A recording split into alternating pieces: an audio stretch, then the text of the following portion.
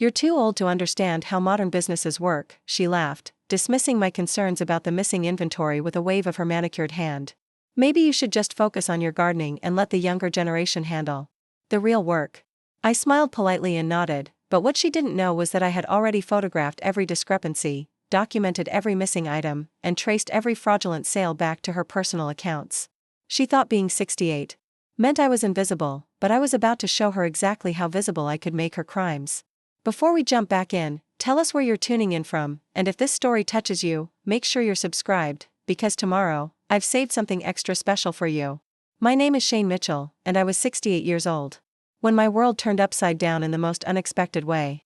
For the past 12 years, I had been the volunteer coordinator at Henderson's Garden Center in Maple Ridge, Oregon, a position I took on after retiring from my career as a high school mathematics teacher.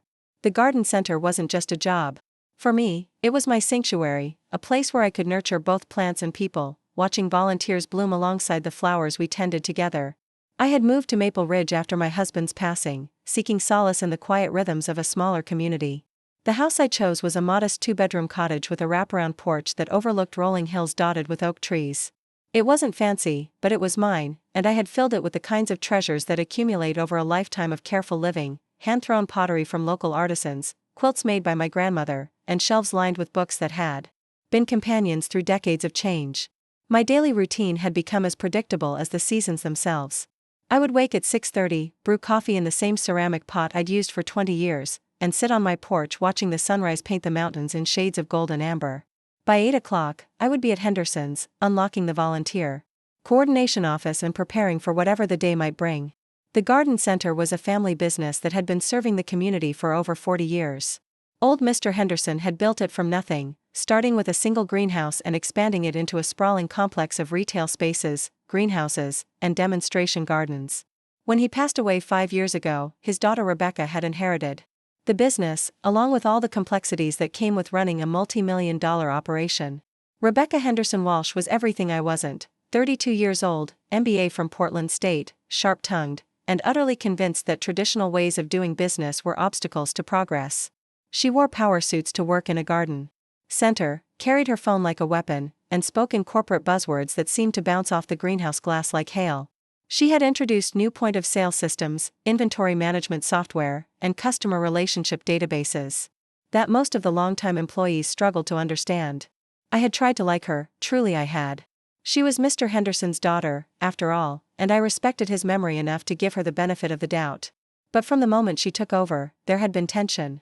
She questioned every expenditure, scrutinized every volunteer program, and made it clear that she viewed my position as an unnecessary expense rather than a valuable asset. My role as volunteer coordinator involved managing a team of about 30 regular volunteers, mostly retirees like myself who found purpose in maintaining the demonstration gardens, helping customers select plants, and assisting with seasonal events. We weren't paid employees, but we were the heart of the place. Customers came back year after year not just for the quality plants, but for the relationships they had built with volunteers who remembered their names, their gardens, and their stories. I kept meticulous records of everything: volunteer schedules, hour logs, inventory movements, customer interactions, and financial transactions related to our programs. It was a habit from my teaching days, where accountability and documentation were essential. I maintained both digital files and physical binders, cross-referencing everything to ensure accuracy. Rebecca often mocked this system, calling it old-fashioned and inefficient, but I knew the value of having multiple backups of important information. The volunteer program generated revenue through several channels. We sold plants propagated from cuttings donated by community members, offered gardening workshops and classes, and hosted seasonal events that attracted hundreds of visitors. All proceeds were supposed to go back into the volunteer program budget, funding supplies, refreshments for volunteers, and improvements to the demonstration gardens. I had always been comfortable with technology, despite what people my age were often assumed to struggle with. Teaching high school mathematics for 35 years had required me to adapt to new calculators, computer programs, and educational software as they emerged. I wasn't intimidated by spreadsheets, databases, or point-of-sale systems. In fact, I often found myself helping other volunteers and even some paid employees navigate the new systems Rebecca had implemented. Preparing and narrating this story took us a lot of time, so if you are enjoying it, subscribe to our channel. It means a lot to us. Now, back to the story.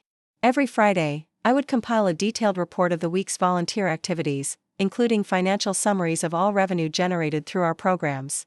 I would print 3 copies, one for my files, one for Rebecca's office, and one that I kept in a secure folder at home. This practice had started as a simple courtesy to keep management informed, but over time it had become my way of protecting both the volunteers and the integrity of our programs. The first sign that something was wrong came on a Tuesday morning in early March. I had arrived at my usual time to find the volunteer supply closet partially empty. Several boxes of ceramic pots that had been delivered the previous week were missing, along with a significant quantity of specialty fertilizers and soil amendments that we used for our propagation program. I checked the delivery logs and confirmed that the items had indeed arrived and been signed for, but they were nowhere to be found. I approached Rebecca about the missing supplies, assuming there had been some miscommunication about storage locations. She barely looked up from her computer screen when I explained the situation, dismissing my concerns with an impatient wave of her hand. She suggested that I had probably miscounted or that the items had been moved to a different storage area. When I persisted, explaining that I had systematically checked every storage location on the property, her tone grew cold. That's when she made the comment about my age and my inability to understand modern business operations. She implied that I was confused, possibly overwhelmed by the new inventory systems, and that I should focus on simpler tasks that were more appropriate for someone of my generation.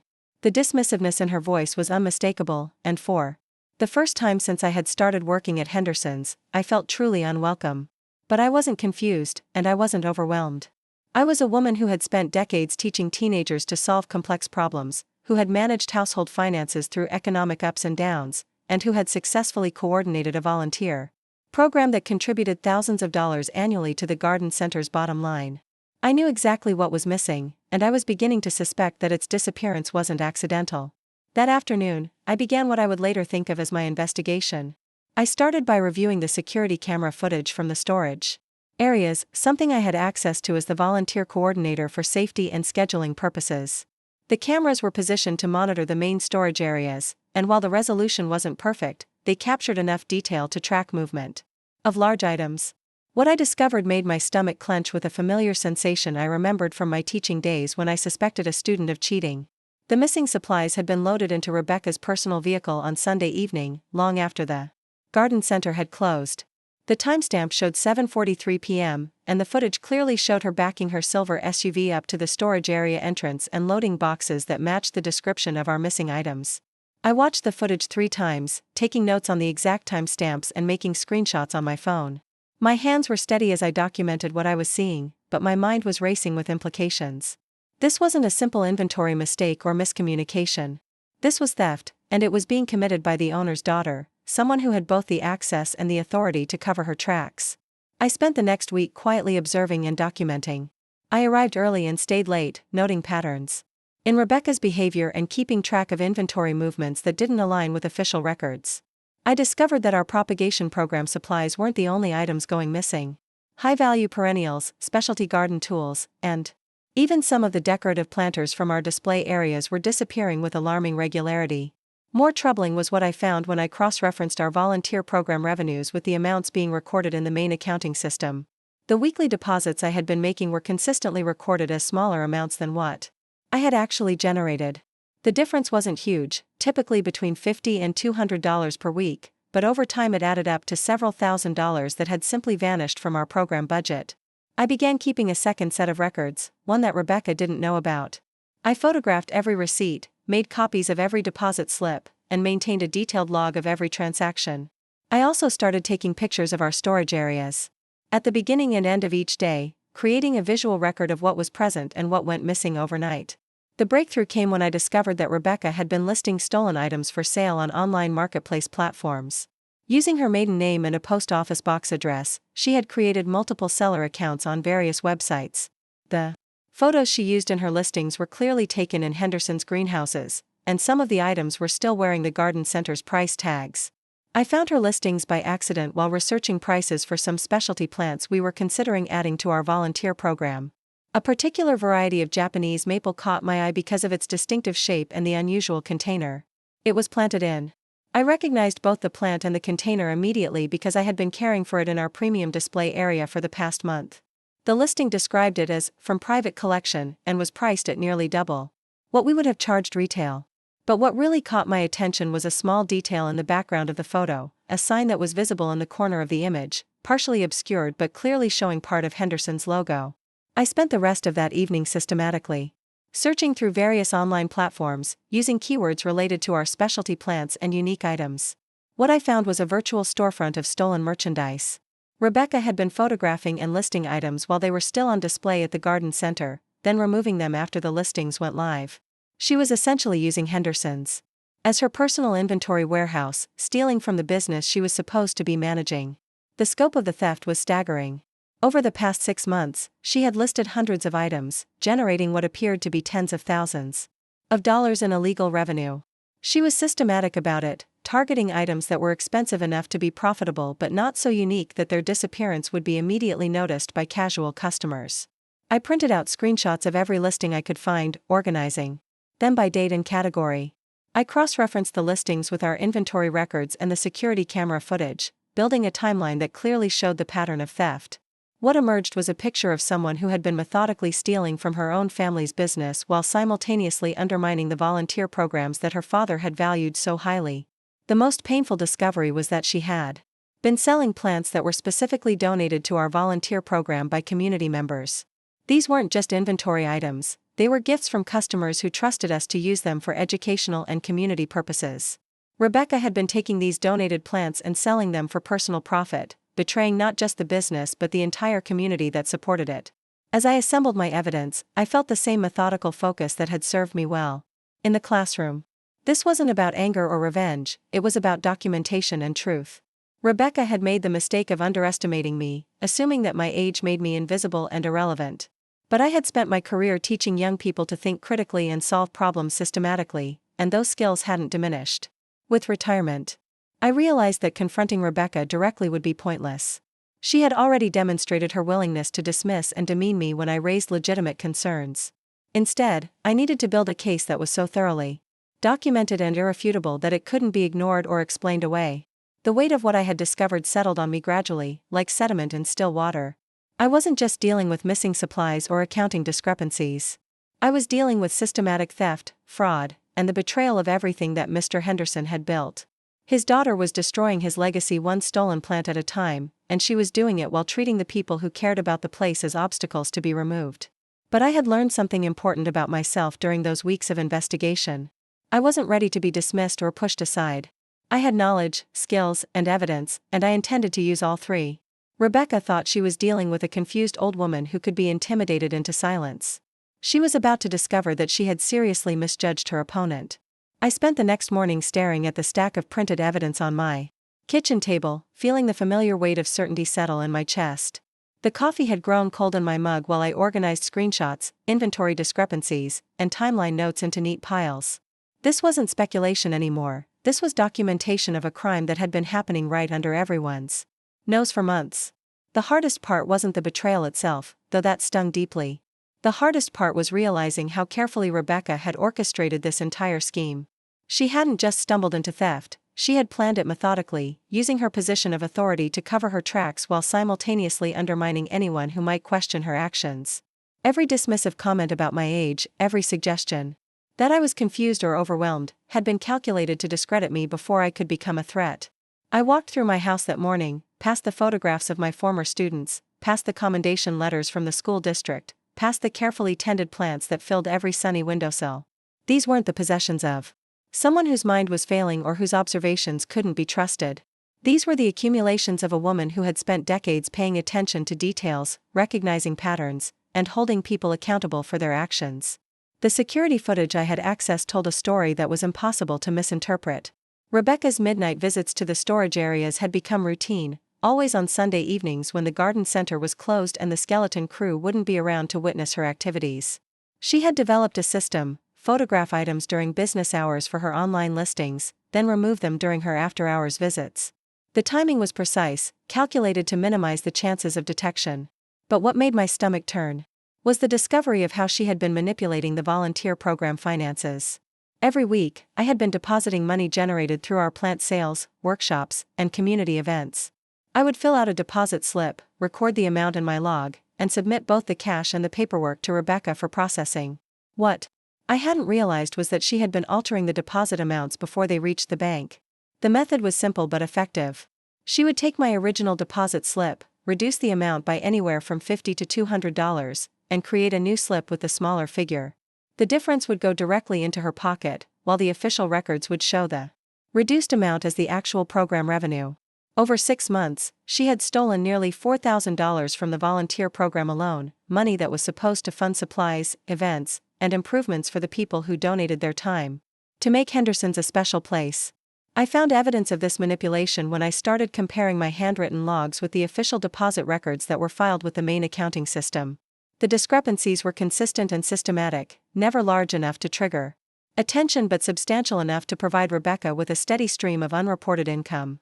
She had been stealing from volunteers, from the community, and from her own father's legacy, all while maintaining the facade of a competent business manager.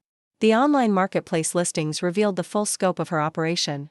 Using the name Rebecca Walsh instead of Henderson Walsh, she had created multiple seller accounts across different platforms.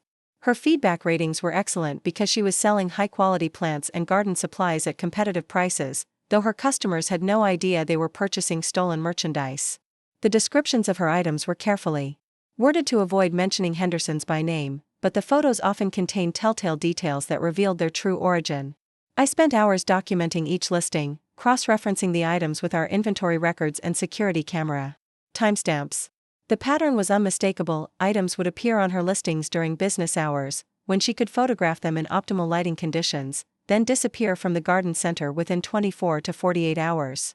She was essentially using Henderson's as a photography studio and warehouse for her illegal business. The most disturbing discovery came when I realized she had been targeting specific volunteers for intimidation and marginalization.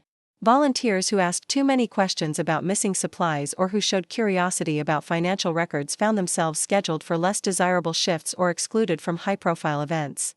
She had been systematically removing potential witnesses and replacing them with newer volunteers who were less familiar with the garden center's operations and less likely to notice discrepancies. Mrs. Patterson, a 73-year-old retired librarian who had volunteered at Henderson's for 8 years, had been quietly pushed out after she questioned the disappearance of some rare orchids from the greenhouse. Rebecca had started criticizing Mrs. Patterson's work, claiming she was too slow and that her methods were outdated.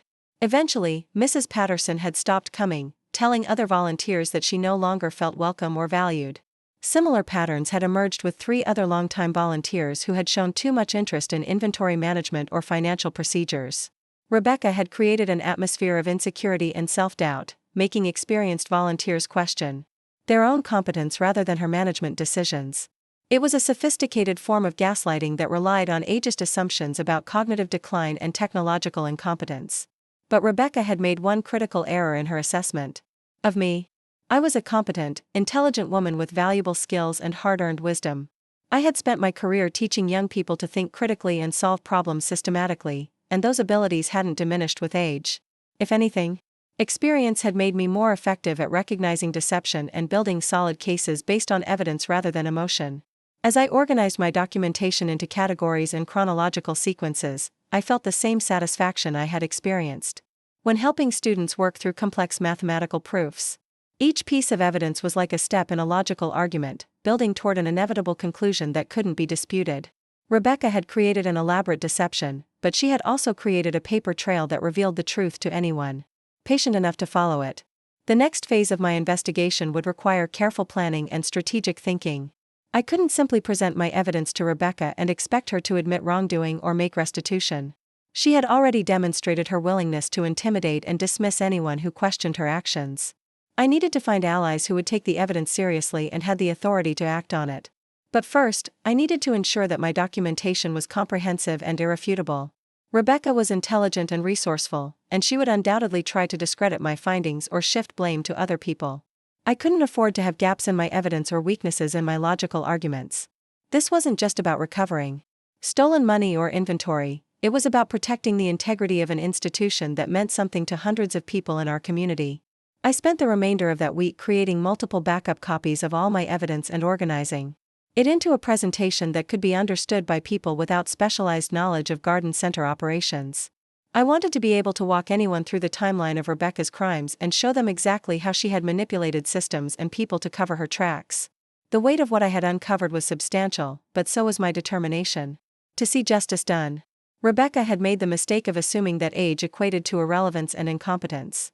She was about to learn that some people become more formidable with experience, not less capable. I had spent my career teaching young people that actions have consequences and that truth has a way of emerging no matter how carefully people try to hide it. Now it was time to put those lessons into practice in a way that would ensure Rebecca could never again use her position to steal from the people who trusted Henderson's garden center.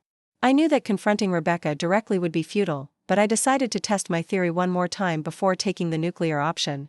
On a Thursday morning, when the garden center was busy with spring shoppers, I approached her office with a carefully prepared question about inventory discrepancies.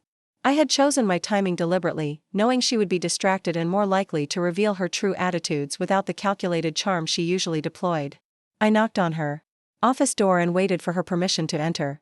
She looked up from her computer screen with barely concealed irritation, glancing at her watch as if my presence was an unwelcome interruption to more important business. I had prepared exactly what I wanted to say, keeping my tone neutral and professional while presenting information that should have concerned any legitimate business owner. I explained that I had noticed some irregularities in our volunteer program inventory and wondered if she might have insights about where certain items had been relocated. I mentioned specific plants that had disappeared from our propagation area and asked whether they had been moved to retail sections or sold through different channels. I watched her face carefully as I spoke, noting the micro-expressions that flitted across her features when I mentioned particular items. Her response was everything I had expected and worse. She didn't ask for details about which items were missing or when they had last been seen. She didn't express concern about potential theft or suggest investigating security footage. Instead, she immediately launched into a condescending explanation about how complex modern inventory management could be for people who weren't familiar with integrated software systems. She suggested that I was probably confused about which items belonged to the volunteer program versus general retail inventory. She implied that my record-keeping methods were outdated and unreliable, and that discrepancies I thought I was seeing were likely the result of my own errors rather than actual problems. When I persisted, mentioning that I had photographic evidence of items that had definitely gone missing, her tone became openly dismissive. That's when she made the comment about my age and my supposed inability to understand modern business operations. But this time, instead of stopping there, she went further. She suggested that perhaps the volunteer coordinator position had become too demanding for someone of my generation, and that it might be time to consider transitioning to a simpler role that would be less stressful and more appropriate for my capabilities. Unlike the other volunteers she had successfully intimidated, I had professional experience dealing with deceptive behavior. 35 years of teaching high school mathematics had taught me to recognize when students were trying to manipulate situations to their advantage. I had seen every form of academic dishonesty, from simple cheating to elaborate schemes involving multiple participants. I knew how to document evidence, follow logical sequences, and present facts in ways that couldn't be disputed or dismissed. The investigation had awakened something in me that I hadn't felt since my teaching days: the satisfaction of solving a complex problem through careful observation and logical analysis. Rebecca had assumed that my age automatically disqualified me from understanding modern business practices or technology, but she had fundamentally misunderstood what intelligence and experience could accomplish when properly applied. I decided to expand my investigation beyond just the theft of physical items and cash. If Rebecca was willing to steal from the volunteer program and inventory, she might be manipulating other aspects of the business as well. I began examining patterns in customer transactions, employee schedules, and vendor relationships, looking for additional anomalies that might indicate broader financial misconduct. What I found was even more troubling than I had anticipated.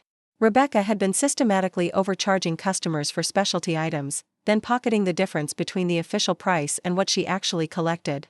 She would quote customers' higher prices for rare plants or custom services, collect payment in cash, then record the transaction at the standard catalog price.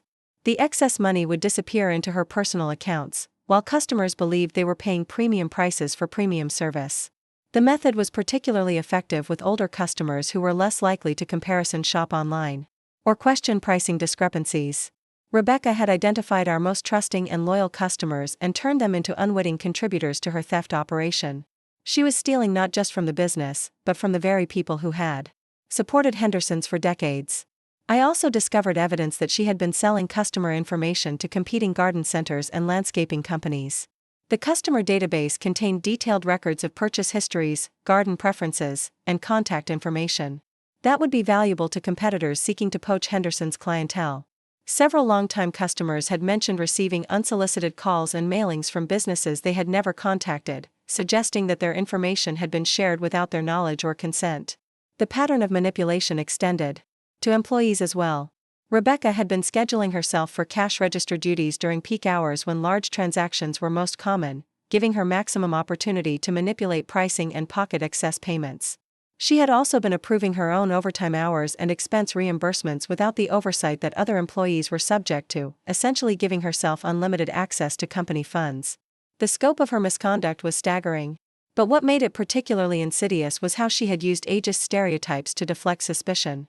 Every time someone questioned a discrepancy or noticed something unusual, Rebecca would respond with comments about how older people struggled with new systems or failed to understand modern business practices. She had weaponized societal assumptions about aging and cognitive decline to create a protective barrier around her criminal activities. But I had advantages that Rebecca hadn't considered. My background in mathematics had taught me to recognize patterns and identify outliers in datasets. My experience as an educator had shown me how to document evidence methodically and present information clearly. Most importantly, my age had given me patience and persistence that younger people often lacked. I wasn't in a hurry to confront Rebecca or expose her crimes. I was building a case that would be impossible to refute or dismiss. The emotional impact of these discoveries was complex and difficult to process.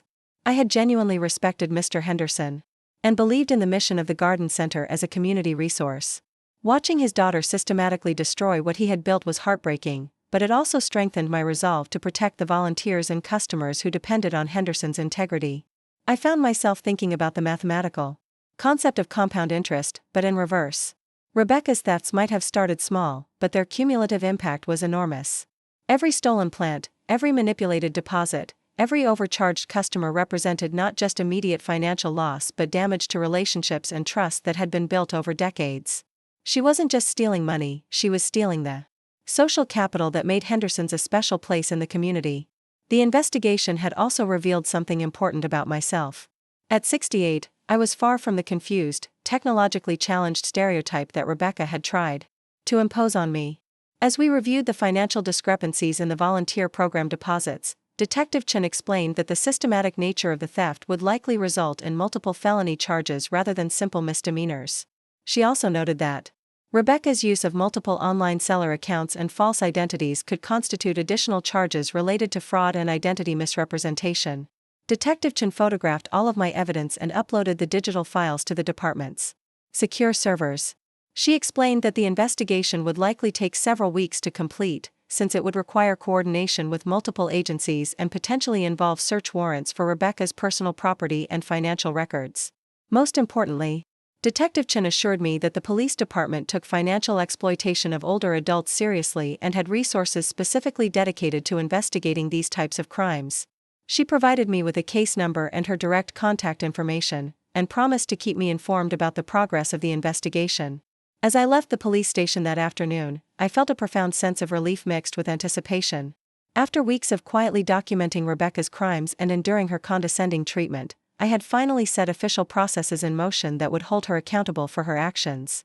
The wheels of justice might turn slowly, but they were turning, and Rebecca's days of exploiting volunteers and stealing from the community were numbered. That evening, I sat on my porch watching the sunset and reflecting on how much my life had changed since I first noticed those missing plants in the volunteer storage area. I had started this journey as a concerned volunteer trying to solve a simple inventory discrepancy. I was ending it as the key witness in a major financial crimes investigation that could result in felony convictions and significant restitution. But more than that, I had proven to myself that age was not a barrier to seeking justice or standing up against exploitation. Rebecca had tried to use my age as a weapon against me, but instead it had become my advantage. My experience, patience, and systematic approach had enabled me to build a case that younger, more impulsive people might have compromised through premature confrontation or incomplete documentation. The real test would come in the weeks ahead, as the investigation unfolded and Rebecca realized that her carefully constructed deception was unraveling. But I was ready for whatever challenges lay ahead, secure in the knowledge that truth and justice were on my side. The first sign that the investigation was gaining momentum came on a Tuesday morning when I arrived at Henderson's to find Rebecca's car absent from her usual parking spot. This was unusual because she typically arrived before any of the volunteers or staff members, claiming she needed quiet time to handle administrative tasks before the daily chaos began. When I checked with Maria, the head cashier, she told me that Rebecca had called in sick, something that had never happened in the 2 years since she had taken over the business. I went about my normal volunteer coordination duties, but I noticed an undercurrent of tension among the staff members. Conversations stopped when I approached, and several employees seemed nervous and distracted. It wasn't until lunchtime that I learned the source of their anxiety. Detective Chen and 2 other investigators had visited the garden center the previous evening, shortly after closing time, and had requested access to financial records and computer systems. According to Tom, one of the part-time employees who had been staying late to help with inventory, the investigators had arrived with official paperwork and had spent nearly 3 hours reviewing documents and copying files. They had been professional, but thorough, asking detailed questions about procedures and requesting access to areas that Rebecca normally kept restricted. Tom said that Rebecca had seemed shaken by their visit, repeatedly asking about the scope of their investigation and whether employees would be required to give statements. The realization that my complaint had triggered such swift and comprehensive action was both satisfying and slightly overwhelming. I had expected a lengthy process of bureaucratic delays and preliminary inquiries, but Detective Chen had clearly taken my evidence seriously enough to begin immediate investigation procedures. The fact that they were already examining Henderson's financial records suggested that they viewed Rebecca's crimes as substantial enough to warrant significant investigative resources. Over the next few days, I began to see subtle changes in the atmosphere at the garden center. Rebecca returned to work but seemed distracted and irritable, snapping at employees over minor issues and spending long periods on phone calls behind her closed office door. She avoided the volunteer areas entirely, communicating through written messages rather than her usual face-to-face interactions. Several times I caught her staring at me across the retail floor with an expression I couldn't quite interpret, somewhere between suspicion and calculation. The volunteers began asking me questions about the police visit, having heard various rumors from staff members. I was careful to say only that I had reported some concerns about inventory discrepancies, and that the investigation was ongoing. I didn't want to prejudice potential witnesses or create additional complications for Detective Chen's work, but I also wanted to reassure volunteers that their interests were being protected. Mrs. Patterson, the retired librarian who had been pushed out of volunteering several months earlier, contacted me after hearing about the investigation through mutual friends. She asked if she could meet with me privately to discuss her experiences with Rebecca's management style. We arranged to have coffee at a small cafe downtown, away from the garden center and any potential eavesdropping. I had started this journey as someone trying to solve a simple inventory problem and had discovered that I was capable of exposing and prosecuting serious crimes. More importantly, I had learned that age could be a source of strength and wisdom, rather than a limitation or vulnerability. The investigation had also reinforced my belief in the importance of documentation, patience, and systematic thinking. Rebecca had counted on my age making me an easy target for intimidation and dismissal, but those same characteristics that she had tried to exploit had actually enabled me to build an unshakable case against her. Experience had taught me to be thorough, persistent, and strategic in ways that younger, more impulsive people might not have managed. The upcoming trial would be the final test of everything I had learned and documented over the past months. But I was confident that justice would be served, not just for me personally, but for all the volunteers, customers, and community members who had been harmed by Rebecca's systematic exploitation and discrimination. The institutions had listened, investigated, and acted with the seriousness that the crimes deserved, proving that speaking truth to power could still make a meaningful difference in the world. The trial began on a crisp October morning, 6 months after my first conversation with Detective Chen. I had prepared meticulously for this day, reviewing my testimony with Jennifer Martinez and organizing my evidence binders one final time. The courthouse was busier than I had expected, with local news reporters and several community members who had followed the case through media coverage. Rebecca sat at the defendant's table wearing a conservative navy suit, looking smaller and less intimidating than she had in her garden center office. Her defense attorney, a well-dressed man from Portland, had spent weeks trying to discredit my evidence and portray me as a confused elderly woman who had misunderstood routine business practices. But the mountain of documentation I had compiled, combined with the additional evidence discovered during the investigation, made their task virtually impossible. When I took the witness stand, I felt the same calm focus that had carried me through decades of challenging parent conferences and difficult classroom situations. The prosecutor, a sharp woman named Lisa Chen, guided me through my testimony methodically, allowing me to explain my background, my role at Henderson's, and the systematic way I had documented Rebecca's crimes. I testified about the missing inventory, the manipulated financial records, and the discriminatory comments Rebecca had made about older volunteers. I explained how my experience as a mathematics teacher had taught me to recognize patterns and document evidence carefully. Most importantly, I described the impact Rebecca's crimes had on the volunteer community and the broader social fabric of Henderson's Garden Center. Rebecca's defense attorney tried to rattle me during cross-examination, suggesting that my age had affected my memory and that my conclusions were based on misunderstandings rather than facts. But I had anticipated these attacks and responded with precise references to specific documents, dates, and recorded conversations. Every time he questioned my competence, I calmly provided additional evidence that supported my testimony. The turning point came when the prosecutor played the audio recording of my final confrontation with Rebecca. Hearing her dismissive comments about my age and her threats to remove me from my volunteer position had a visible impact on the jury. Several jurors shook their heads when they heard Rebecca suggest that I was too old to understand modern business practices, particularly after listening to hours of detailed testimony about my systematic investigation. The financial evidence was overwhelming. Prosecutors presented spreadsheets showing that Rebecca had stolen over $60,000 in merchandise and cash over an 18-month period. They demonstrated how she had used multiple online seller accounts to fence stolen goods and how she had manipulated deposit records to skim money from the volunteer program. Expert witnesses testified about the sophistication of her schemes and the deliberate nature of her actions. Perhaps most damaging was the testimony from Rebecca's former employers at other garden centers. 3 business owners from different counties described similar patterns of theft and inventory losses that had occurred while Rebecca was employed at their establishments. The prosecutor argued that this evidence showed Rebecca was a career criminal who had specifically targeted family-owned garden centers because of their trusting, community-oriented cultures. The jury deliberated for less than 4 hours before returning guilty verdicts on all major charges. When the foreman read the verdicts aloud, I felt a profound sense of vindication mixed with sadness for what Mr. Henderson's family had endured. Rebecca's crimes had not only caused financial damage but had tarnished the reputation of a business that had served the community faithfully for decades. The judge sentenced Rebecca to 4 years in state prison, followed by 5 years of probation. She was also ordered to pay full restitution for the stolen money and merchandise, plus additional damages for the costs of the investigation and audit. The civil discrimination case resulted in a separate settlement that included compensation for the hostile work environment and established new policies to protect older volunteers from age-based harassment. More satisfying than the financial aspects of the settlement was the formal acknowledgement that I had been right all along. The court's findings validated every concern I had raised and every piece of evidence I had collected. Rebecca's defense team had tried to portray me as a confused woman whose complaints were based on misunderstandings, but the legal system had recognized the accuracy and importance of my work. The local newspaper ran a follow-up story about the sentencing, with a headline that read, "Volunteers' Persistence Leads to Justice in Garden Center Theft Case."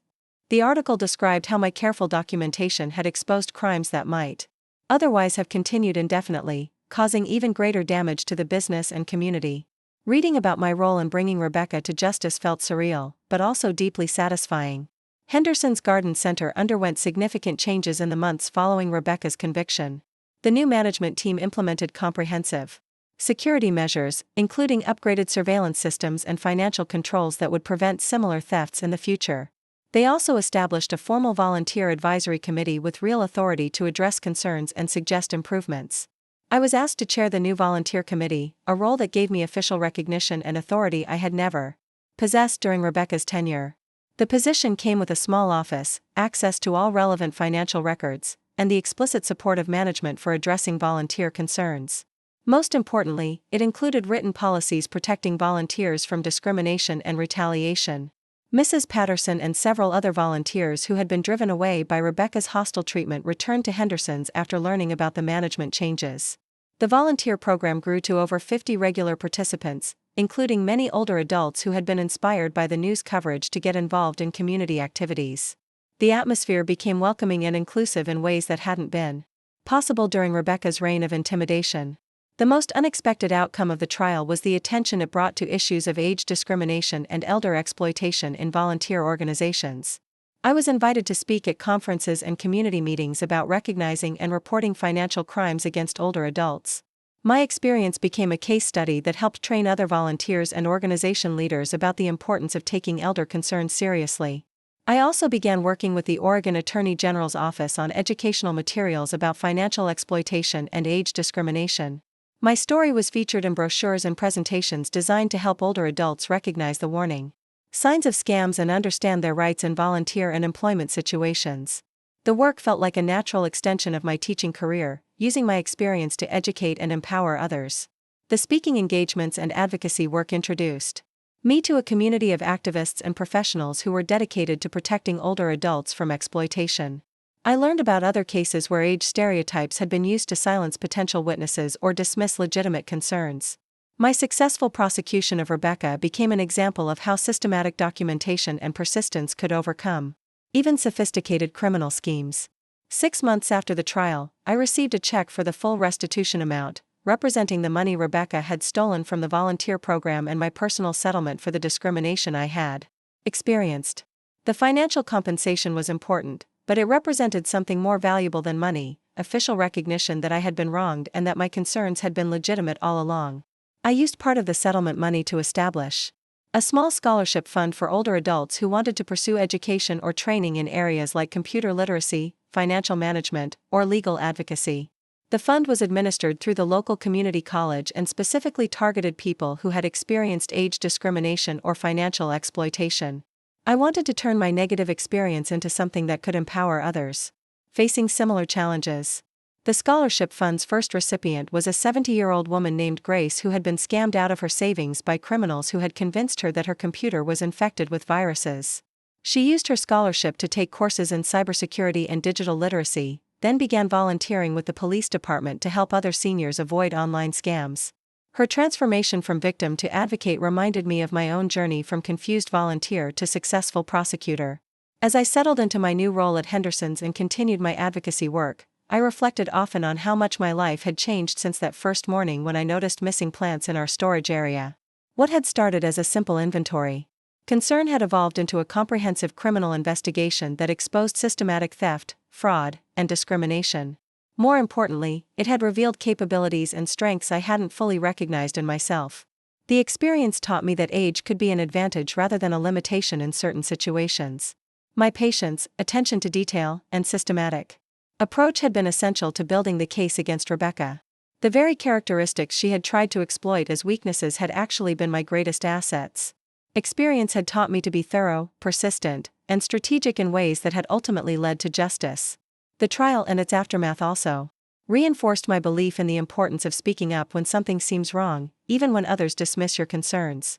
Rebecca had counted on my accepting her authority and internalizing her criticisms of my competence.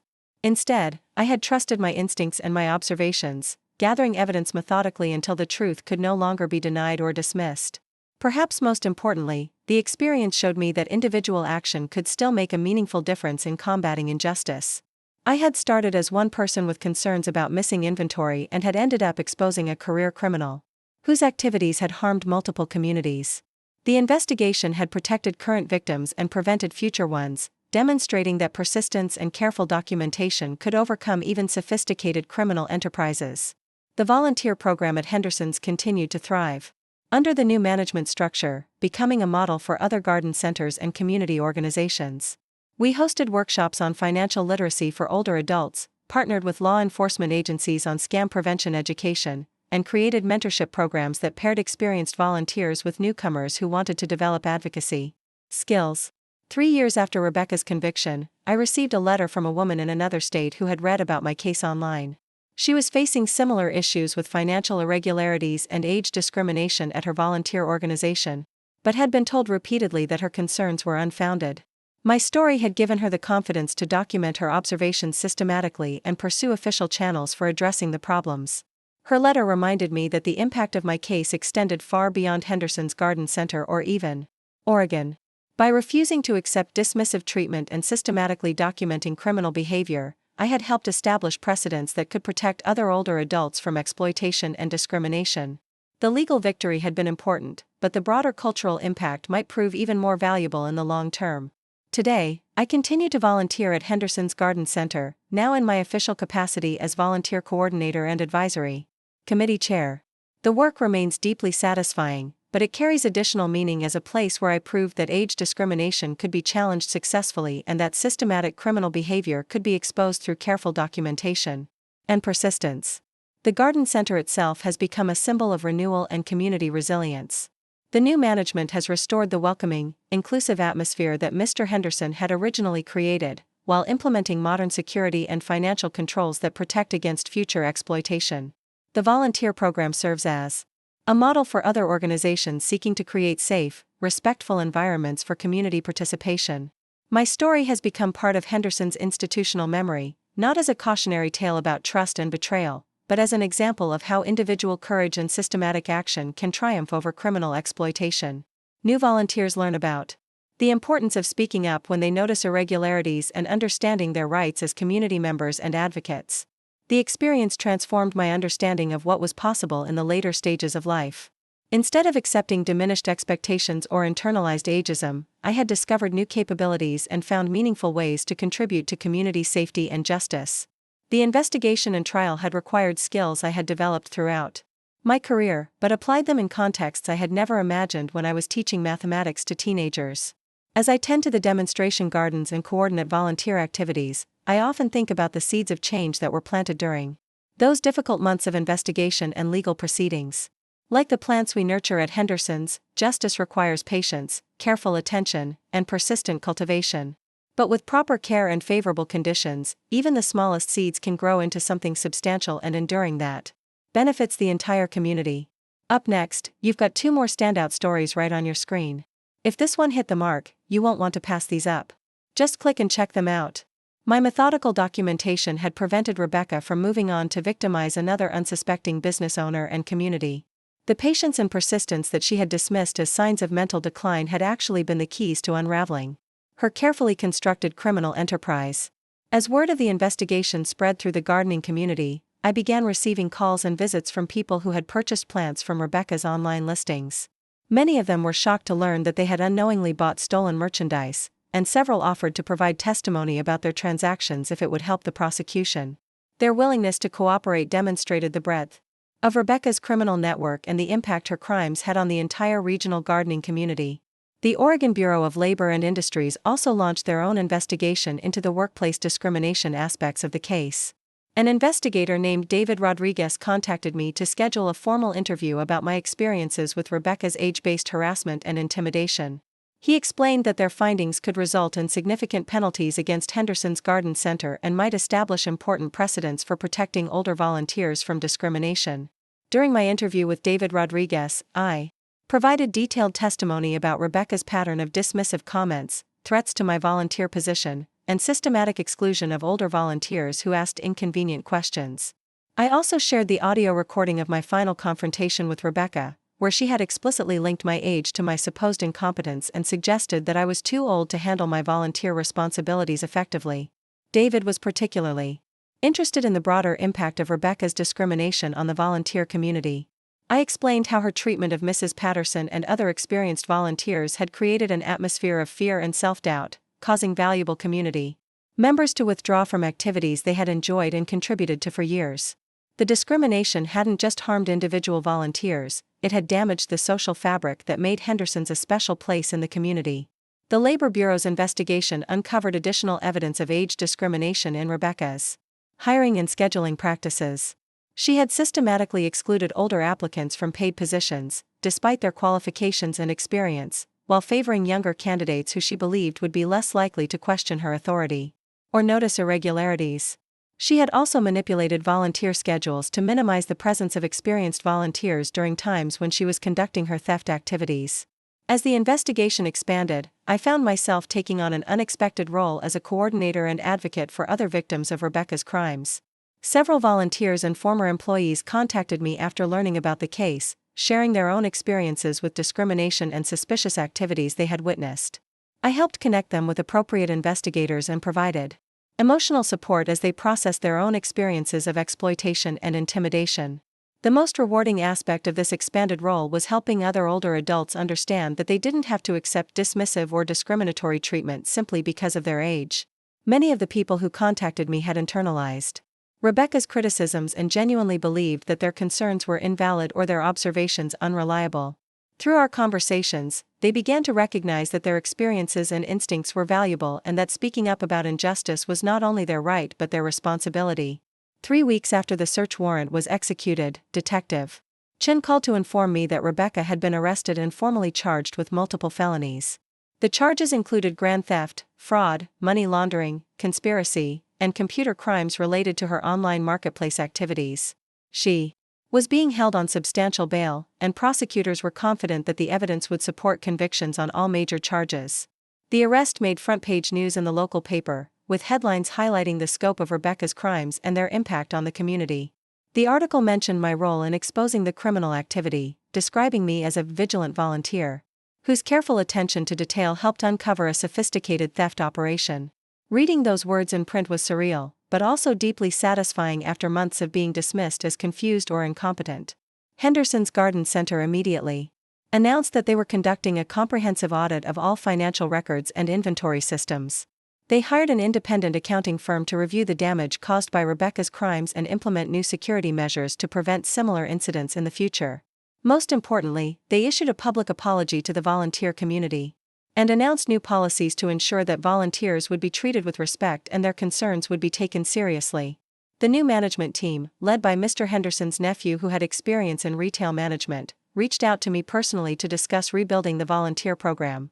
They acknowledged that Rebecca's discriminatory treatment had driven away valuable community members and asked for my help in creating a more inclusive and supportive environment. They also offered to formalize my volunteer coordinator position with additional authority and resources to ensure that similar exploitation couldn't happen again.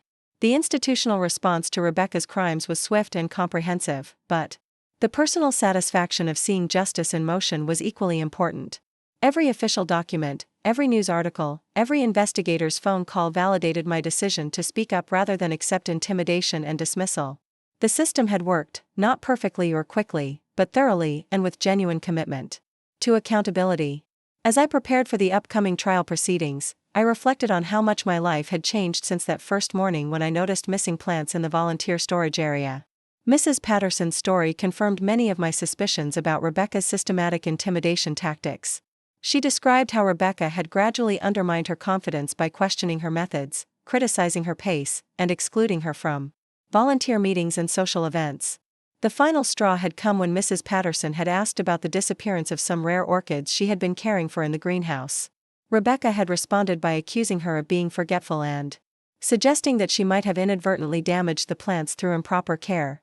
What made Mrs. Patterson's experience particularly significant was that she had kept detailed records of her volunteer hours and the plants she had worked with.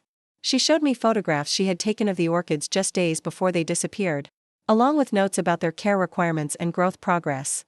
The plants in her photos were clearly healthy and thriving, contradicting Rebecca's claims about damage or neglect. Mrs. Patterson had also documented several incidents where Rebecca had made age-related comments about volunteers' capabilities and technological competence. She had written down dates, times, and exact quotes, initially thinking she might need to defend herself against unfair criticism. Now she realized that her documentation could be valuable evidence of Rebecca's discriminatory attitudes and hostile treatment of older volunteers. I shared Mrs. Patterson's contact information with Detective Chen, who arranged to interview her as part of the expanding investigation.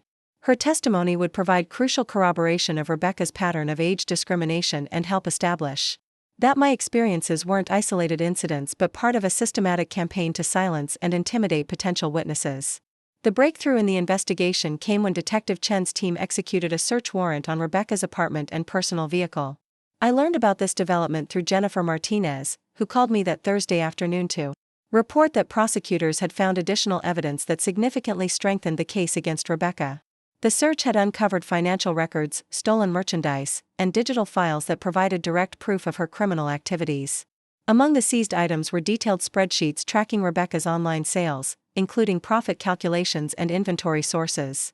These documents showed that she had been stealing from Henderson's for over a year, generating tens of thousands of dollars in illegal revenue through her various marketplace accounts. The spreadsheets also revealed that she had been targeting specific high-value items and timing their theft to coincide with busy periods when their disappearance would be less likely to be noticed immediately. Perhaps most damaging was the discovery of a notebook containing what prosecutors described as a hit list of volunteers and employees who had asked inconvenient questions or shown too much interest in financial procedures. My name was at the top of the list, along with detailed notes about my background, volunteer responsibilities, and potential vulnerabilities. Rebecca had been planning her intimidation tactics systematically, researching the people she viewed as threats and developing strategies to neutralize their influence. The notebook also contained age-related slurs and derogatory comments about older volunteers' mental capabilities and technological competence. These writings provided clear evidence of Rebecca's discriminatory mindset and supported the age discrimination charges that Jennifer was preparing to file. Most importantly, they showed that Rebecca's dismissive treatment of volunteers wasn't simply poor management but deliberate exploitation based on stereotypical assumptions about aging and competence. Detective Chen scheduled another meeting with me to review the newly discovered evidence and discuss the next steps in the prosecution process. She explained that the district attorney's office was now treating this as a major financial crimes case with multiple felony charges, including theft, fraud, money laundering, and conspiracy. The age discrimination components would be handled through civil proceedings, but the criminal charges alone could result in several years of prison time if Rebecca was convicted. The most significant development was that investigators had discovered evidence linking Rebecca to similar schemes at other garden centers where she had worked before joining Henderson's. Her employment history showed a pattern of short-term positions at family-owned businesses, followed by mysterious inventory losses and financial irregularities. Prosecutors were now coordinating with law enforcement agencies in 3 other counties to investigate potential additional charges. This revelation completely changed my understanding of what had been happening at Henderson's. Rebecca wasn't simply an opportunistic daughter who had succumbed to temptation after inheriting a business. She was a career criminal who had specifically targeted family-owned garden centers because they typically had less sophisticated security systems and relied heavily on trust-based relationships. She had identified Henderson's as an ideal target and had spent months positioning herself to exploit its vulnerabilities. The realization that I had helped expose a serial criminal rather than just solving a local theft problem was both vindication and responsibility. The implication was clear: shut up about the missing inventory, or lose your position entirely.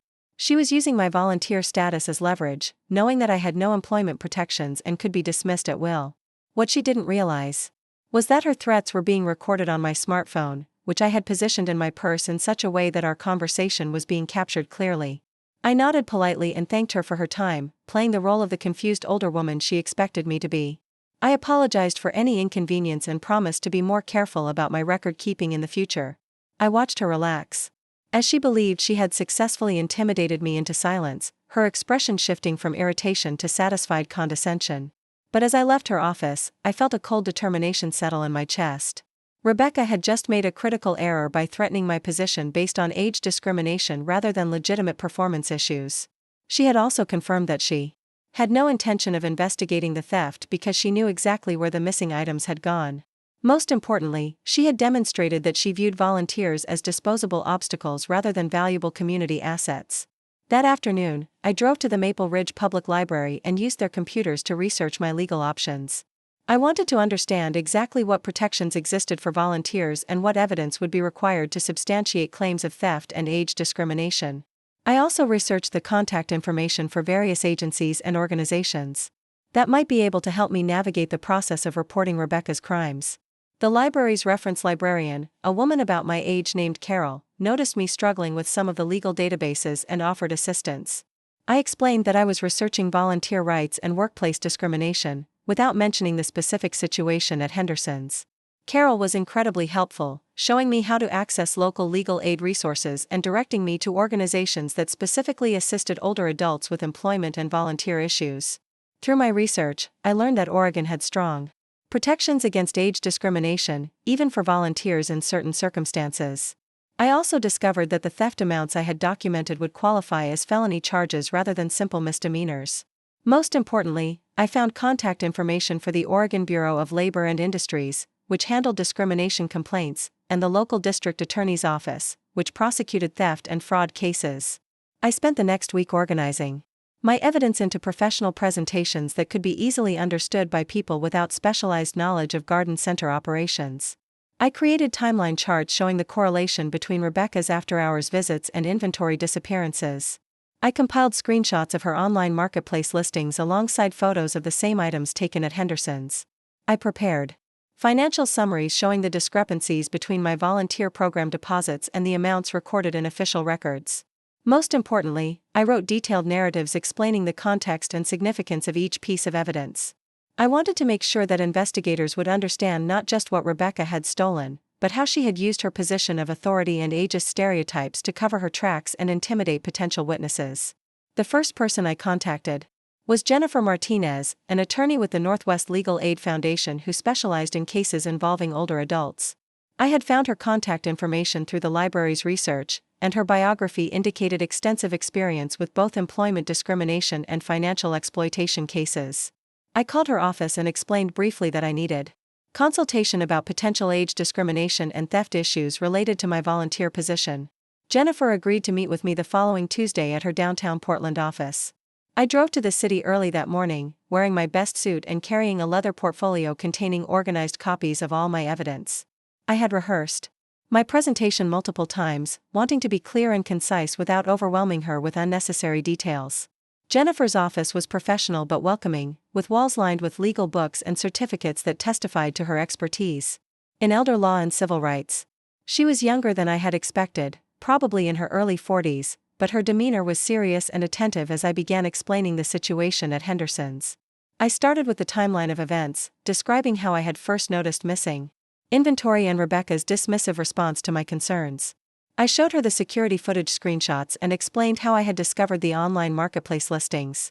I played the audio recording of my recent conversation with Rebecca, letting Jennifer hear the condescending tone and discriminatory language for herself. As I presented each piece of evidence, I watched Jennifer's expression grow increasingly serious. She took extensive notes and asked detailed questions about dates, amounts, and procedures. She was particularly interested in the systematic nature of Rebecca's thefts and the way she had used age-based stereotypes to deflect suspicion and intimidate witnesses. When I finished my presentation, Jennifer leaned back in her chair and was quiet for a long moment. Then she told me that I had documented one of the most comprehensive cases of workplace theft and age discrimination she had seen in her 15 years of practice. She explained that the evidence I had gathered would be sufficient to support both criminal charges and civil litigation. Jennifer outlined my options carefully. I could file a criminal complaint with the district attorney's office, which would potentially result in felony charges against Rebecca for theft and fraud. I could also file a discrimination complaint with the State Labor Bureau, which could result in sanctions against Henderson's and compensation for the hostile work environment I had endured. Additionally, I could pursue civil litigation to recover the stolen funds and seek damages for the discrimination I had experienced. She explained that each avenue had different timelines and requirements, but that the evidence I had compiled would support all three approaches simultaneously. She recommended starting with the criminal complaint, since that would preserve the evidence most effectively and might result in additional discoveries through official investigation channels.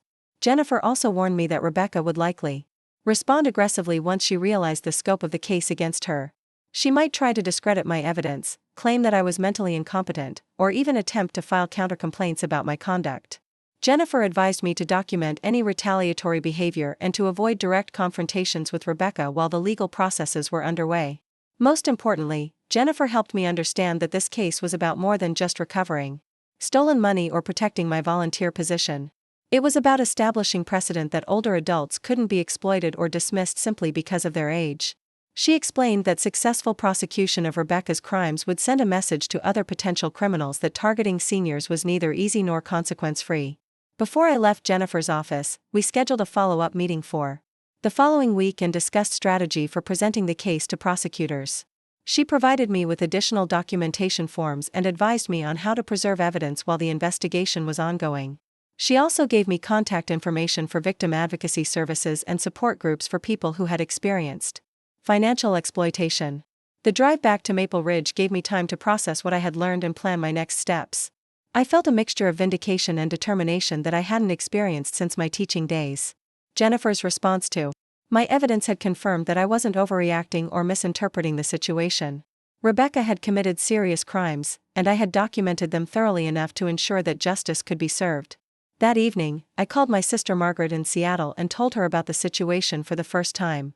I had been reluctant to involve family members in what I had initially hoped would be a simple matter of correcting inventory discrepancies, but the scope of Rebecca's crimes made it clear that this was going to be a prolonged legal battle. Margaret was shocked by what I told her, but not surprised by my methodical approach to documenting the evidence. She reminded me of how I had handled various crises during my teaching career, always with careful preparation and systematic analysis. She offered to help with any aspect of the case that required additional support, and promised to be available whenever I needed to talk through complex decisions or emotional challenges. The next morning, I contacted Detective Sarah Chen at the Maple Ridge Police Department. Jennifer had recommended her as someone with extensive experience investigating financial crimes and a reputation for taking elder exploitation cases seriously. I explained that I had evidence of systematic theft and fraud at a local business and requested a meeting to discuss filing a formal complaint. Detective Chen scheduled an appointment for that Friday morning at the police station. She advised me to bring all my documentation and to be prepared for a detailed interview about the timeline of events and the methods I had used to gather evidence. She also warned me that the investigation process could take several months and might require multiple interviews and follow-up meetings. I spent the intervening days creating additional copies of all my evidence and organizing it into binders that could be easily navigated by investigators. I also prepared a written statement summarizing the key points of my case and the chronological sequence of Rebecca's criminal activities. I wanted to make sure that Detective Chen would have everything she needed to begin a thorough investigation. The police station was busier than I had expected on Friday morning, with a steady stream of people coming and going on various types of business. Detective Chen met me in the lobby promptly at our scheduled time and escorted me to a small conference room where we could review my evidence without interruption. Detective Chen was professional and thorough in her approach to my case. She listened carefully as I explained the situation and asked detailed questions about my documentation methods and the chain of custody for digital evidence. She was particularly interested in the security footage and the online marketplace listings, since those provided the most direct proof of Rebecca's criminal activities.